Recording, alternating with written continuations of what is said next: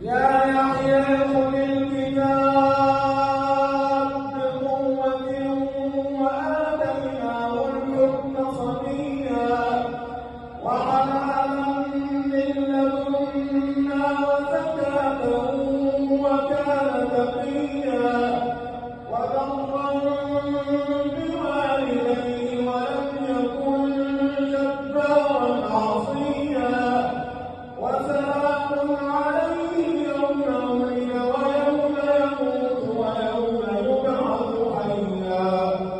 واذكر في الكتاب مريم إذ انتبذت من أهلها مكانا شرقيا فاتخذت من دونهم حجابا فأرسلنا إليها روحنا فتمثل لها بشرا سويا قالت إني أعوذ بالرحمن منك إن كنت تقيا قال إنما أنا رسول ربك ليهب لك غلاما زكيا قالت أنى يكون لي غلام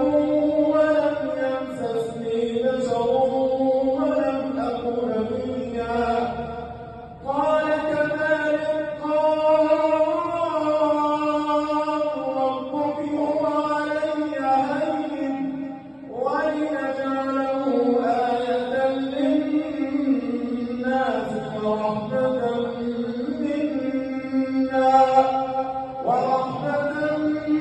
منا وكان أمرا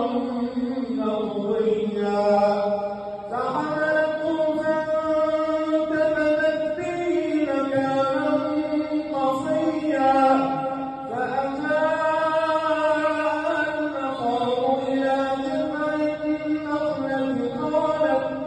قالت يا ليتني مت قبل هذا وكنت نسيا منسيا فناداها من تحتها ألا تحزني قد جعل ربك تحتك سريا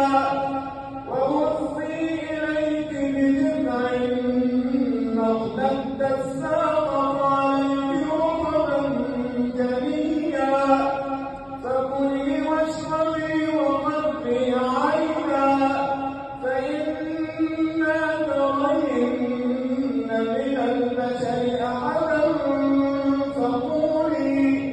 فقولي إني نذرت للرحمن صوما فلن أكلم اليوم إنسيا فأتت به قومها تحمله قالوا يا مريم لقد جئت شيئا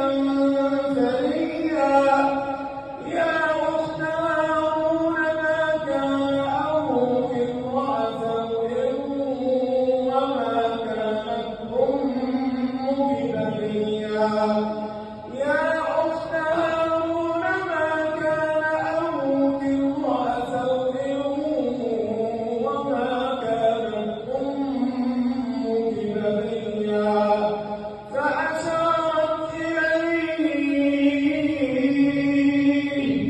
فأشارت إليه قالوا كيف نكلم من كان في المهد صبيا